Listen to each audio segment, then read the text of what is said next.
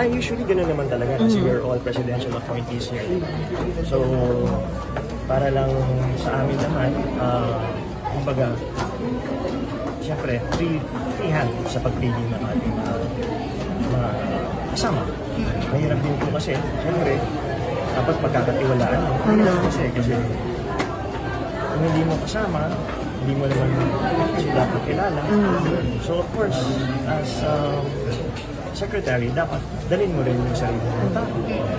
And then of course, i-assess mo rin yung mga proseso at sistema sa opisina. So sa akin lang, siyempre, walang personalan. Marami po kasi katamaan, diba? Hindi naman to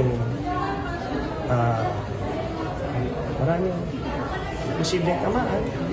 Siyempre, i-assess natin kung ano yung nagawa nila, kung ano ng bawat opisina.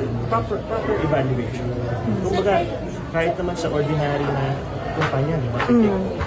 May bagong pasok, aalamin mo, ano ba nagawa nito? Maganda ba ito? Nagawa niya o hindi? Sek, ilan na po yung nag-comply? No, it was the executive secretary. There were orders na kinakailangan natin gawin dahil kailangan nga ng pagbabago na hindi dapat kasi nangyayari kasi unang-una maraming leakages, maraming intriga, maraming nagsisiraan. Ayaw natin mo. Dapat yung PC, hindi ko sinasabing galing sa loob yan. Pwedeng manggaling din sa taas. Diba? Pwedeng manggaling din sa leader. Pero dapat confidential lahat ng orders, lahat ng papeles dito, we treat it as confidential.